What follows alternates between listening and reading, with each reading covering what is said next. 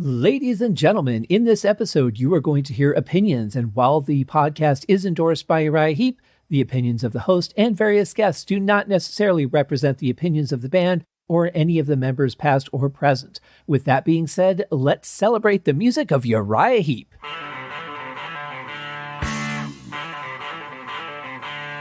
Welcome to Uriah Heep, the Magician's Podcast. I'll be covering every studio song the band has recorded and every bonus track that I can find. Each week we'll go over a new song from the beginning to where they are currently, and as they keep adding albums, I'll keep adding shows. Let the deep dive party begin. In the magic garden, some were singing, some were dancing. Hello and welcome to Uriah Heep, the Magician's Podcast. I'm your host, Scott Haskin, and we are here today to talk about a song called Save It. You know what? Just save it. We're just going to play the song.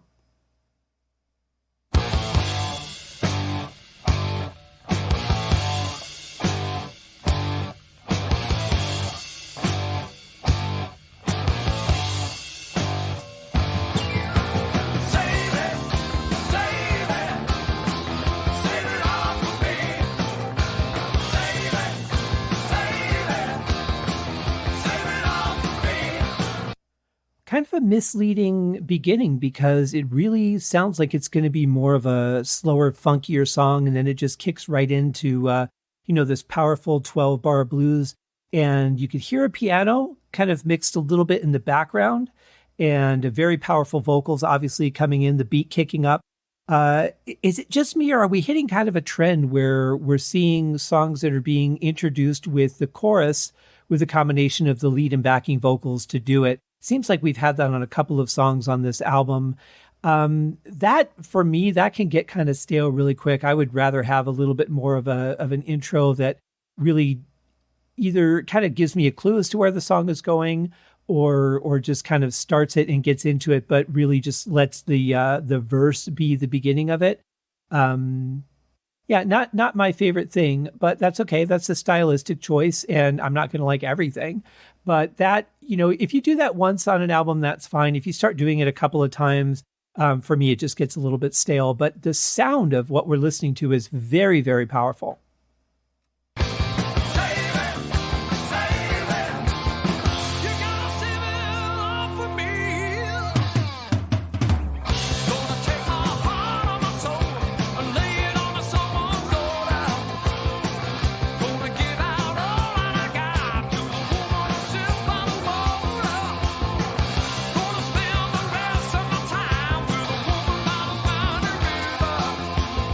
I'm just going to stop here because I really love the sound of the guitar on this.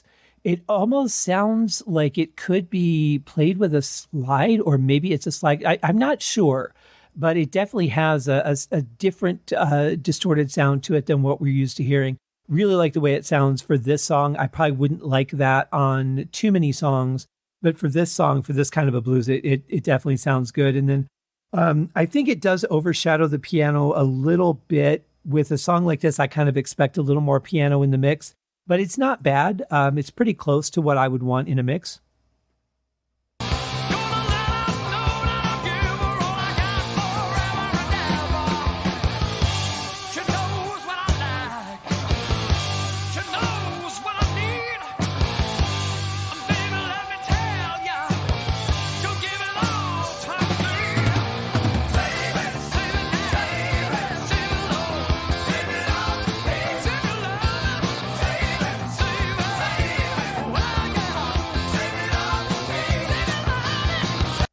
So a couple songs ago, we were saying, put your love on me. Now we're saying, save it for me. So if you don't know what to do with your love, if you're a little confused, I get it, because we're getting some mixed messages here, guys. Just kidding. I mean, they're completely different songs, but it definitely, you feel a passion in this. You feel a desire for a person in this. I really like that. I think that it is a very strong vocal. I like that return to the very beginning. That was a nice touch. It kind of gave the intro a little bit more relevance since it was just a very short, misleading part. But now it ties into the song a little bit better. At first, you're just kind of like, wait a minute, what the hell was going on here? But since they actually brought that back, that fit a little bit better and made the intro a little more understandable. It's a good vocal. It's a good song. I really like the power play here. I love that play between the piano and the guitar. Bass and drums are nice and strong. It's a good blues song.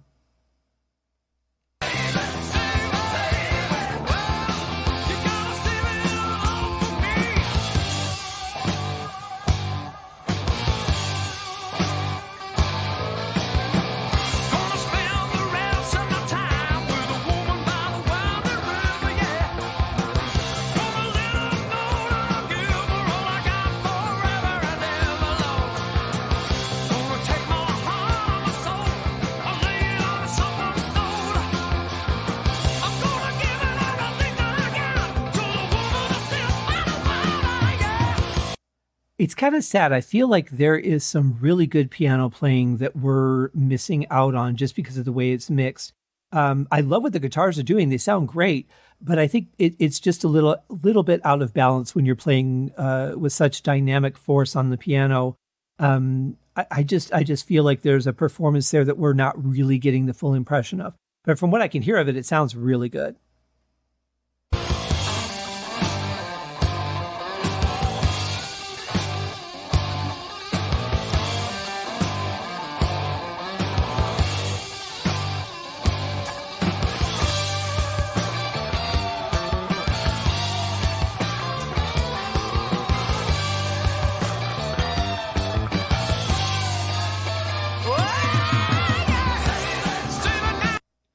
Wow. So as per usual, what I think we're hearing is probably Mick in the left ear and then Ken on slide in the right ear.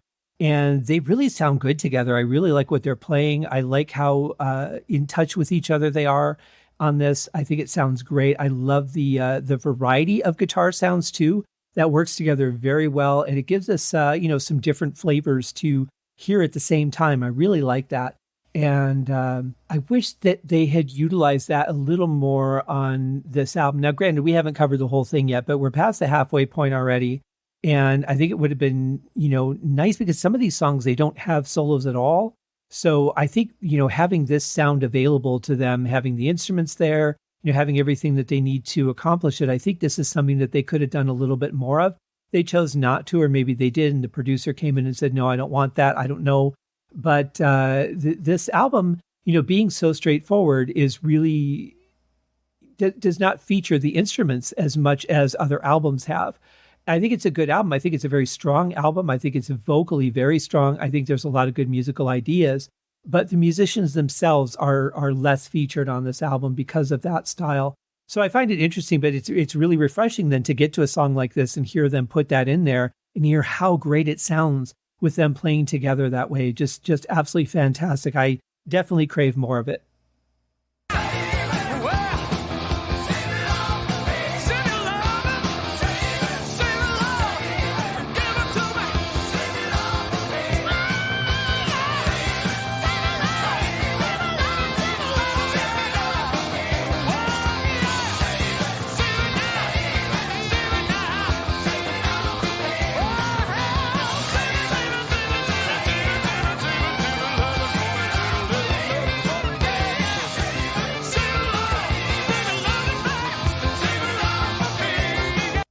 Is it just me, or do the vocals in the background just sound so much more powerful? Maybe they're a little more upfront in the mix than normal.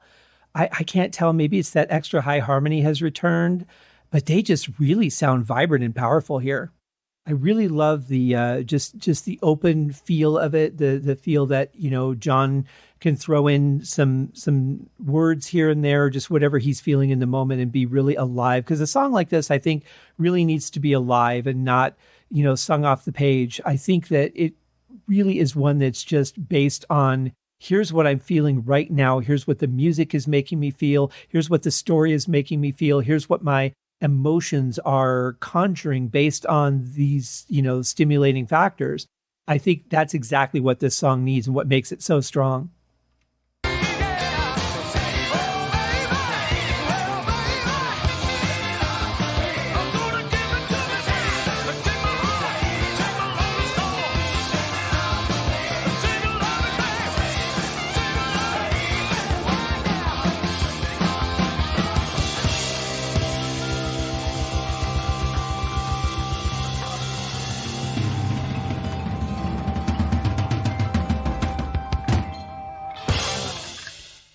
Very nice concert ending there. I really like that. I did forget to mention that Chris Mercer is credited as playing a saxophone solo on the song. So one of those interesting things that Heep would just kind of add here and there, just a guest player coming in and doing a little bit here and there, sometimes a couple of people. Really cool, very cool. But good song, good powerful blues, really, really strong, good driving beat. Love the vocals on this song. It does get repetitive at the end, but again, that seems to be the style for this album, to be a little more straightforward, a little more poppy, not a lot of changes at the end as we've heard on other albums. Definitely a different era for the band, but a good song nonetheless. I would have liked to have heard a little bit more variety, or maybe maybe on the piano, there were some different things going on that added some more flavors. But again, the piano's a little bit buried in the mix, so really couldn't tell for sure. Even listening in the studio, couldn't really pick it out very well. Also, the backing vocals too are a little bit louder, so they're kind of overriding the music a little bit. Not too much though, not to where it's really out of balance. But they could have been backed out just a little more to leave room for the instrumentation. But a good driving beat, very solid song. And that will do it for the week, guys. We made it another week. I don't know what you guys are doing this weekend. I will probably be recording podcasts. It's a thing I do. I hope you guys have a great one. Do something great for yourself. Do something for someone else. Guys, it takes so little to do something to brighten someone's day. Just let somebody know you're thinking about them. Let somebody know that you care. I see people posting, hey, I want 10 of my friends to repost this suicide prevention line to show that you care. People wouldn't necessarily need the suicide prevention line if they felt loved and if they knew people cared about them all along the way. So that's really the first step, guys. Just reach out to somebody and say, hi, I was thinking about you. Haven't talked to you in a while. How are you doing? Let's catch up. It really is amazing how it can brighten someone's day. So take a moment and do that. Take some time for yourself. Have a great weekend, guys. We'll see you next week on Uriah Heep, the Magician's Podcast. Thank you for joining me on this episode of Uriah Heep, the Magician's Podcast. If you have enjoyed this show, please consider going over to Apple Podcasts or your favorite podcast outlet, leaving a rating or a review. Be sure to subscribe to make sure that you are notified when new episodes are available.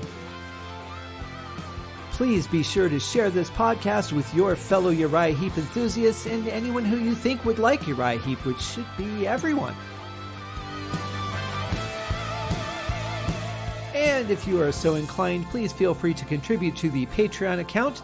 And if you are not a Patreon subscriber, you can also pay through the PayPal link on the website listed in the show links below. I would also like to thank Uriah Heep for their very generous support of the show. And thank you guys for listening. We'll see you in the next episode. Happy days!